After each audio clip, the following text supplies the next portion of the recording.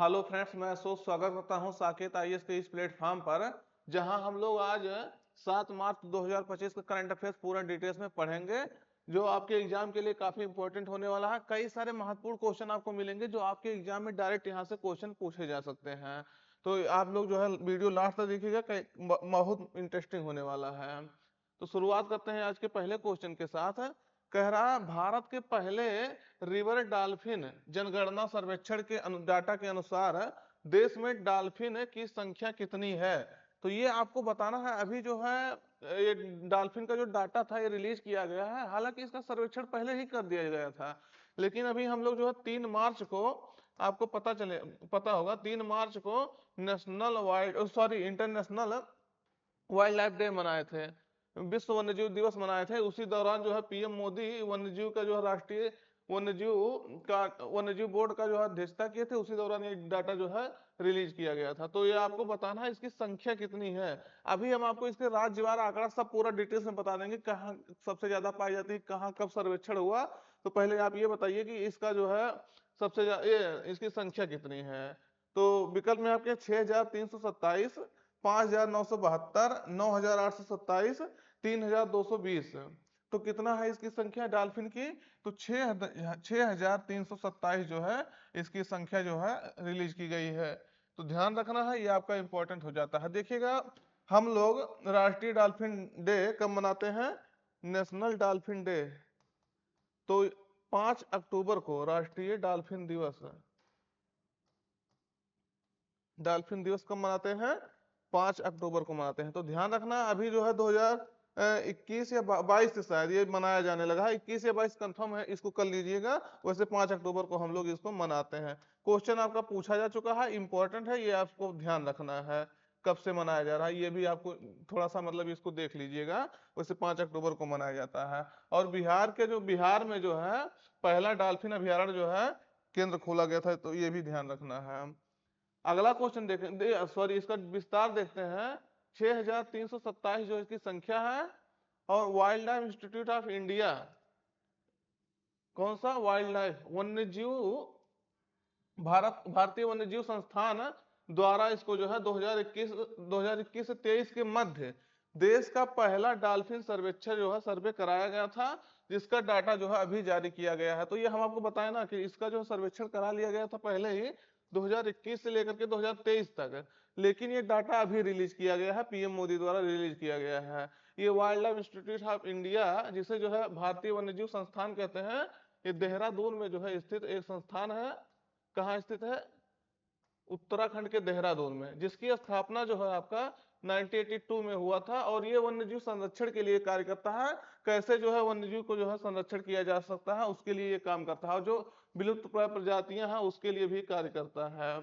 तो देखेंगे सर्वे में क्या बताया गया है कि 6,327 रिवर डॉल्फिन रिकॉर्ड जो है किए गए हैं, इस सर्वे में बताया गया है। और जिसमें जो है गंगा डॉल्फिन 6,324, और इंडस रिवर जिसे सिंधु कहते हैं, उस रिवर में जो 3 डॉल्फिन आपको रिकॉर्ड किए गए हैं। यह सर्वे आपका जो है गंगा नदी, ब्रह्मपुत्र रिवर बेसिन और ब्यास नदी में जो है किया गया था। इसको ध्यान रखना है, ये आपके लिए महत्वपूर्ण होता है। हम आपको ये क्वेश्चन तो बता ही दिए कि मतलब नेशनल डॉल्फिन डे कब मनाया जाता है। तो 5 अक्टूबर को मनाया जाता है। तो इसको भी ध्यान रखना है। इसके बारे में और थोड़ा सा देखिएगा डाटा। तो ये देखेंगे रिजल्ट क्या निकला है, जो इसका जो डॉल्फिन का एस्टिमेशन किया गया है। तो 6,327 है। उसके बाद 6,324 आपका गंगा रिवर में जो है देखा गया है, और 3 जो है इंडस रिवर डॉल्फिन में है। तो स्टेट वाइज भी अगर डाटा देखेंगे तो सबसे ज्यादा अगर देखेंगे तो उत्तर प्रदेश में है। 2,397 डॉल्फिन जो है कहाँ है? उत्तर प्रदेश राज्य में। ये राज्यवार डाटा भी आपसे पूछा जा सकता है क्वेश्चन में, कि हाल ही में किए गए सर्वेक्षण के अनुसार किस राज्य में सबसे ज्यादा डॉल्फिन पाए गए हैं। तो कहाँ पाए गए हैं? 2,397 उत्तर प्रदेश में पाया गया है। और बिहार में आपका सेकंड प्लेस पे है बिहार, जहां 2,220 जो है डॉल्फिन पाए गए हैं। और पश्चिम बंगाल में आपके 815, और असम में 635, और नीचे है देख लीजिएगा 4। ये महत्वपूर्ण है आपके सीरीज लगाने के लिए आ जाए तब भी आपको ध्यान रखना है। उत्तर प्रदेश, बिहार, वेस्ट बंगाल और जो है असम आपका है। अगर देखेंगे इसमें जो है रिवर वाइज स्टेटस इसका देखेंगे, तो गंगा के मेन स्ट्रीम में, मुख्य नदी में जो है 3275 डॉल्फिन पाए गए हैं। और गंगा की जो है सहायक नदी ट्रिब्यूटरीज जो है उसमें 2414 डॉल्फिन पाए गए हैं। और ब्रह्मपुत्र मेन स्ट्रीम में आपका 584 ब्रह्मपुत्र के मेन मुख्य नदी में। और लेकिन अगर उसकी सहायक नदी में देखेंगे तो 51 पाए गए हैं। और ये आपका जो है ब्यास नदी में, जस्ट 1 मिनट, ये देखेंगे ब्यास नदी में आपका 3 ये मिला है। तो इसको आपको ध्यान रखना है, इंपॉर्टेंट है आपके लिए। ये डाटा जो है किसी भी रूप में आपसे पूछा जाए तो इसको आपको ध्यान रखना है। अगला देखते हैं, ये देखेंगे आपका ये डॉल्फिन है, जो नदी में पाई जाने वाली डॉल्फिन है। इसे जो है सूसू भी कहा जाता है। और ये सुन नहीं सकते हैं, ये जो है डॉल्फिन सुनती नहीं है। अगला क्वेश्चन देखिएगा, ऑस्ट्रेलिया के किस क्रिकेटर ने एक दिवसीय है क्रिकेट से जो है संन्यास की घोषणा की है? तो किस क्रिकेटर ने जो है संन्यास की घोषणा की है? विकल्प में है Steve Smith, PAT Cummins, David head, Glenn Maxwell. तो किसने जो है संन्यास की घोषणा की है? सही उत्तर आपका रहेगा पहला, स्टीव स्मिथ ने जो है संन्यास की घोषणा की है। किसने किया है? स्टीव स्मिथ ने किया है संन्यास की घोषणा। तो देखेंगे अभी हम लोग जो है सेमीफाइनल दुबई में किसके साथ खेले हैं? ऑस्ट्रेलिया के साथ खेले थे। तो उनको जो है ऑस्ट्रेलिया को हम लोग हरा दिए थे। उसी हार के दौरान जो है स्टीव स्मिथ ने जो है संन्यास की, एक दिवसीय क्रिकेट से जो है संन्यास की घोषणा की है। तो ऑस्ट्रेलियाई क्रिकेटर स्टीव स्मिथ ने ICC international cricket council champions trophy 2025 के सेमीफाइनल में भारत से जो है ऑस्ट्रेलिया की हार के बाद वनडे इंटरनेशनल से ओडीआई क्रिकेट से जो है संन्यास की घोषणा की है। तो स्टीव स्मिथ को ध्यान रखना है, ऑस्ट्रेलिया के प्लेयर हैं ये। आप इनके बारे में आप अच्छे तरीके से परिचित होंगे, खास करके जो लोग मैच के प्रेमी होंगे, क्रिकेट के प्रेमी होंगे, वो जानते होंगे इनको। अगला क्वेश्चन देखते हैं, विश्व का दूसरा प्राइवेट स्पेसक्राफ्ट कौन बना है जिसने जो है चंद्रमा की सतह पर सफलतापूर्वक लैंडिंग किया है? तो ये बहुत महत्वपूर्ण क्वेश्चन हो जाता है। अभी आपको पहला भी बता देंगे कौन सा जो है इसमें स्पेसक्राफ्ट था जो चंद्रमा की सतह पर जो लैंड किया था। और आपको पहले बताना है कि दूसरा भी जो है बना है, तो कौन ये स्पेसक्राफ्ट है? विकल्प में आपके नोवा सी, ब्लू घोस्ट, पेरेग्रिन, ओडिसियस। तो ये कौन सा स्पेसक्राफ्ट है? सही उत्तर आपका रहेगा ब्लू घोस्ट। कौन सा? Blue ghost. महत्वपूर्ण क्वेश्चन है, आपको इस ध्यान रखना है, यूएसए का जो है। अब इसके बारे में देखेंगे, देखिएगा हम लोग। और पहला आपका ओडिसियस स्पेसक्राफ्ट है जो पहला, ये आपका जनवरी 2024 में ये जो है लैंड किया था। और अभी ये जो है कब किया है? अभी किया है ब्लू घोस्ट। सेकंड जो है प्राइवेट स्पेसक्राफ्ट बना है, निजी क्षेत्र का जो है स्पेसक्राफ्ट बना है जो चंद्रमा की सतह पर सफलतापूर्वक लैंड किया है। हम जानते होंगे हम लोग चंद्रयान 3 मिशन हम लोग किसके लिए भेजे थे?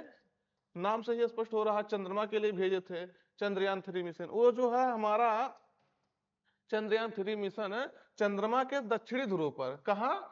चंद्रमा के आपके साउथ पोल पर, दक्षिणी ध्रुव पर ये सफलतापूर्वक लैंड करने वाला विश्व का पहला जो है देश बना था भारत। इसरो ने इसको जो है लैंड कराया था चंद्रयान 3 को। और चंद्रयान की सतह चंद्रमा के सतह पर लैंड करने वाला चौथा देश जो है भारत बना था। कौन सा देश बना था? चौथा देश। और पहला देश बना था जो है जो उसके दक्षिणी ध्रुव पर जो है लैंड किया था अपना जो है चंद्रयान। तो ये आपको ध्यान रखना, प्रज्ञान रोवर उसमें था। ये 14 जुलाई का आपका मिशन लॉन्च किया गया था। कब लॉन्च किया गया था? 14 जुलाई को। और पहुंचा कब था? 23 अगस्त को। इसीलिए जो है 23 अगस्त को हम लोग क्या मनाते हैं? 23 अगस्त को हम लोग जो है नेशनल स्पेस डे, राष्ट्रीय अंतरिक्ष दिवस मनाते हैं।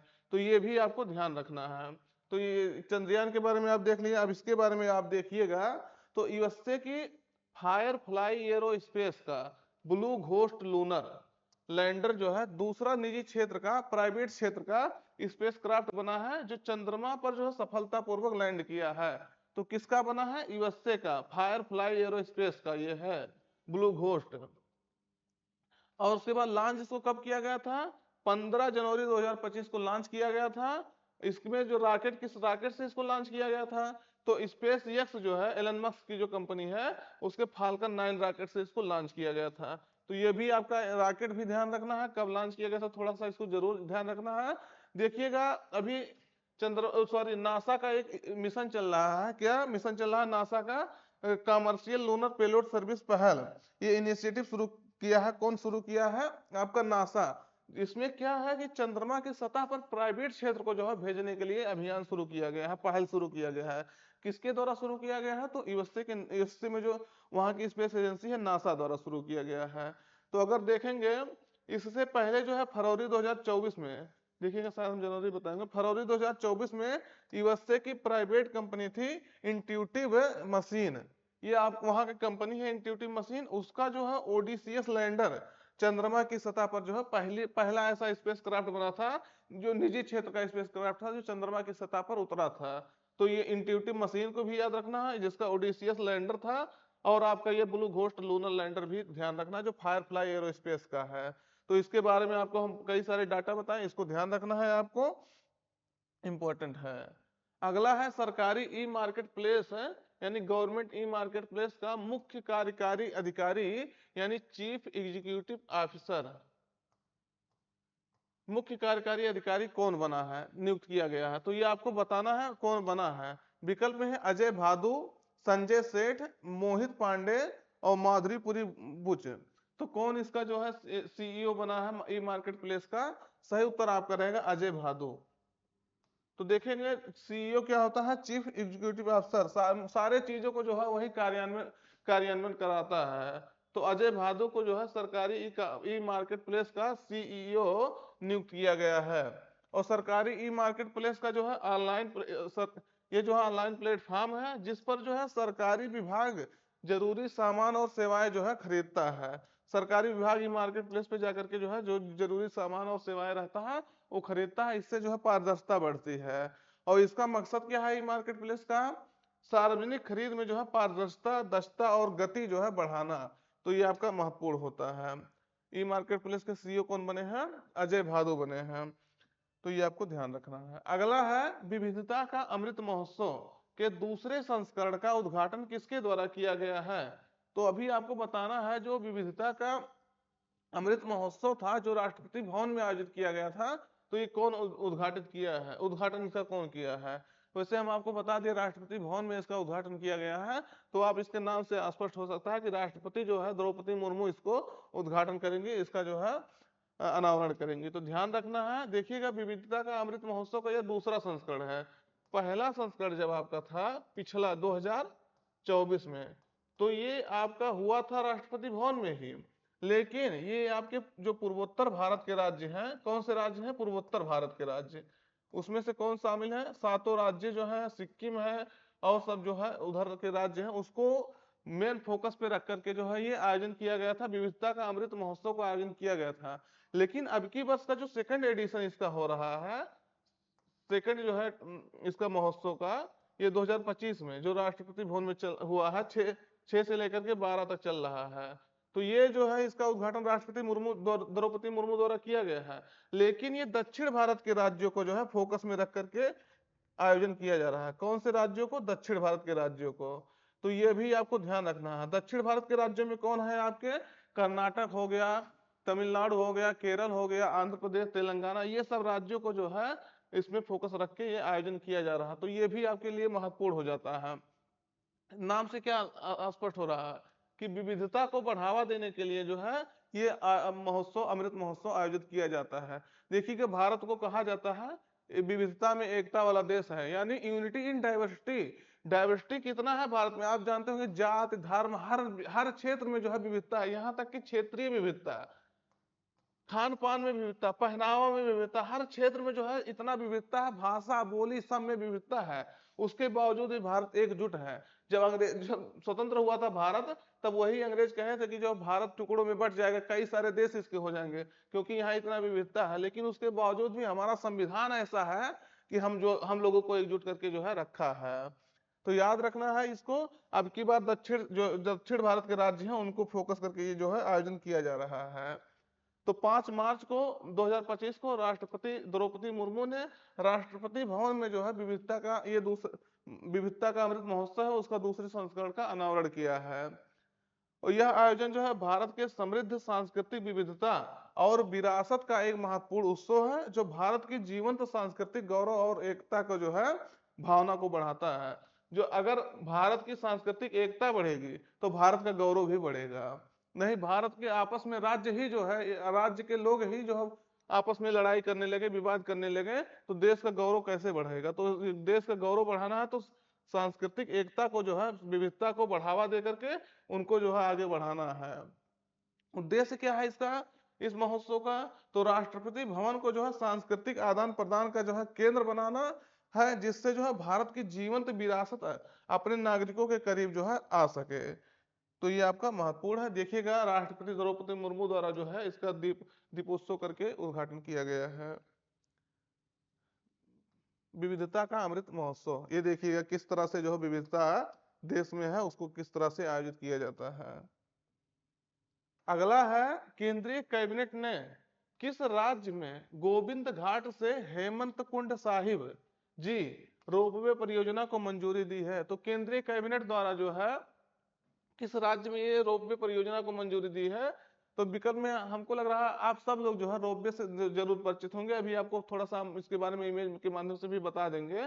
तो देखिएगा किस राज्य में जो है ये परियोजना को मंजूरी दी गई है। विकल्प में आपके उत्तराखंड, पश्चिम बंगाल, हिमाचल प्रदेश, जम्मू कश्मीर। तो सही उत्तर आपका रहेगा उत्तराखंड में जो है, कहा उत्तराखंड में इस परियोजना को, इस रोपवे परियोजना को मंजूरी दी गई है। तो इसको आपको ध्यान रखना है। रोपवे क्या होता है, जैसे आप जानते हो कि अभी आपको बताया ना, भारत का विविधता जो है बहुत ज्यादा है, बहुत विविधता, क्षेत्रीय विविधता कह लीजिए। कहीं आपका रेगिस्तान मिलेगा, कहीं पर्वत मिलेगा, कहीं पहाड़ मिलेगा, कहीं जो है ऊंचे खाली बहुत स्थल मिलेंगे। तो देखेंगे जैसे मान लीजिए ये आपका पहाड़ है कहीं, और ये पहाड़ है, नीचे ये आपका ये समतल जमीन है। अब इसमें इसके क्या होता है कि समतल नहीं है, मतलब ऊबड़ खाबड़ जमीन है, लेकिन ये पहाड़ ऊंचे ऊंचे पहाड़ है। तब देखेंगे क्या होता है कि मान लीजिए यहाँ कोई आपका मंदिर या कोई जो है ऐसा स्थल है, जैसे ये देखिए गोविंद घाट से आपका हेमंत कुंड साहिब, ये आपका सिख धर्म का स्थल है, तो दिख रहा है ना। तो कोई ऐसा स्थल है जो पूजनीय स्थल है, तो वहां से दोनों यहाँ जाने में, यहाँ हो सकता है घूम के आपको किसी तरह से जाना पड़े, जो आपको कई किलोमीटर जो है बहुत ज्यादा एक्स्ट्रा चलना पड़े। उससे क्या होता है, इस दोनों जो स्थानों को कनेक्ट कर दिया जाता है, किसके? रोपवे के माध्यम से, कह लीजिए एक तार के माध्यम से कनेक्ट कर दिया जाता है। ऊपर ऊपर ही लोग यहाँ आके पहुंच सकते हैं। तो उसी तरह इसीलिए जो है रोपवे का विकास किया गया था। तो देखेंगे दो परियोजनाओं को रोपवे को मंजूरी दी गई है, उसमें से दो परियोजनाएं कौन सा है? एक गोविंद घाट से हेमकुंड साहिब जी तक, जो 12.4 किलोमीटर है लंबा है। और वहीं देखेंगे सोनप्रयाग से लेकर केदारनाथ तक, जो 12.9 किलोमीटर लंबा है। इस दो रोपवे परियोजना को मंजूरी दी गई केंद्रीय कैबिनेट द्वारा। इसकी लागत कितनी है? अनुमानित लागत जो है लगभग 2730.13 करोड़ रुपया जो है अनुमानित लागत है, इस पे खर्च होने वाला है। देखेंगे रोपवे ये है आपका रोपवे, आप देखे होंगे जरूर, इसको सब लोग परिचित होंगे। और एक इमेज देखिए आप, इस तरह से रोपवे होता है, एक तार के माध्यम से आपका जो है दो प्लेसों को कनेक्ट कनेक्ट कर दिया जाता है। यहाँ आवागमन जो है बहुत आसान हो जाती है, और इन्वायरमेंट फ्रेंडली भी कह सकते हैं आप। बहुत ज्यादा इसमें जो है ये नहीं है कि हाँ इन्वायरमेंट को नुकसान पहुंचाता है। तो देख रहे हैं लोग किस तरह से जो है इसमें यात्रा कर रहे हैं। तो ये आपको ध्यान रखना है। कहाँ किया गया है? उत्तराखंड में इसको मंजूरी दी गई है। अगला है, किस राज्य सरकार द्वारा मुख्यमंत्री एकल महिला स्वरोजगार योजना शुरू किया गया है? तो नाम से आपको पता चला एकल महिला। एकल महिला मतलब जो महिलाएं जो है जिनका जो है तलाक हो गया है, जो महिलाएं अकेली नहीं रही किसी कारणवश, जिनका कोई जो है परवरिश करने वाला नहीं है, उनके लिए ये स्वरोजगार योजना शुरू किया गया है। वो भी सेल्फ एम्प्लॉयमेंट योजना है। तो किस राज्य सरकार द्वारा ये जो है शुरू किया गया है? विकल्प में आपका हिमाचल प्रदेश, उत्तराखंड, हरियाणा, गोवा। तो सही उत्तर आपका रहेगा उत्तराखंड सरकार द्वारा जो है इस योजना को शुरू किया गया है। क्या किस योजना को? मुख्यमंत्री एकल महिला स्वरोजगार योजना। तो इसके बारे में देख लीजिएगा क्या है। तो महिलाओं को सशक्त करने के लिए जो है, सशक्त बनाने के लिए उत्तराखंड सरकार ने मुख्यमंत्री एकल महिला स्वरोजगार योजना शुरू किया है। Chief minister single women self employment scheme शुरू किया है। इसमें क्या होगा? सहायता दिया जाएगा। सहायता कितने दिया जाएगा? 2 लाख रुपए तक स्टार्टअप स्थापित करने के लिए जो है, सेल्फ एम्प्लॉयमेंट जो है क्रिएट करने के लिए वित्तीय सहायता दिया जाएगा। कितना? 2 लाख तक का। 2 लाख तक का उतना मैक्सिमम ले सकते हैं, उसके नीचे आप जो चाहे वो ले सकते हैं। क्या होगा, इसमें सब्सिडी दिया जाएगा। सब्सिडी कितना, 75% सब्सिडी आपको दिया जाएगा। किसके द्वारा? राज्य सरकार, उत्तराखंड सरकार द्वारा। जैसे मान लीजिए आपको स्टार्टअप स्थापित करना चाहते हैं, महिला है वहां के, तो मान लीजिए आप यहाँ देखिए कौन कौन महिलाएं पहले शामिल है उसको देखिए। प्रदेश की जो है अविवाहित महिलाएं, जो जिनको अविवाहित विवाह नहीं हुआ है, सिंगल है, तलाकशुदा महिलाएं, जिनका डाइवोर्स हो चुका है, परित्यक्ता, जिनको छोड़ दिया गया है, निराश्रित है, इन सब महिलाओं को, या दिव्यांग महिलाएं भी उसमें शामिल हैं, तो इन सब महिलाओं को इसमें शामिल किया गया है। क्या होगा, मान लीजिए कोई आप स्टार्टअप, एक छोटा सा स्टार्टअप को स्थापित करना चाहते हैं, जिसकी लागत जो है आपका 1 लाख रुपया आने वाला है। अब आप 1 लाख रुपया जो है इसका क्या करेंगे, 1 लाख रुपया का स्टार्टअप है, सरकार को दिखाएंगे कि हमको एक स्टार्टअप स्थापित करना है। उसके तहत जो आपका 75,000 रुपया कौन देगा, 75,000 रुपया राज्य सरकार देगी, राज्य सरकार, उत्तराखंड सरकार। और केवल 25,000 रुपया आपको लगाना पड़ेगा।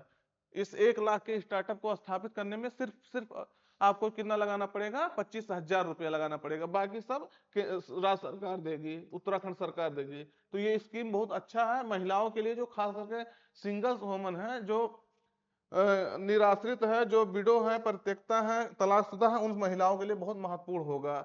और ये देखिएगा, केवल ना रोजगार अपना सेल्फ एम्प्लॉयमेंट बनेंगे, बल्कि कई लोगों को इसके तहत रोजगार भी देंगे। तो सरकार का लक्ष्य है कि 2,000 महिलाओं को जो इसको प्रथम चरण में लाभान्वित करना, इस योजना से जो है लाभ पहुंचाना।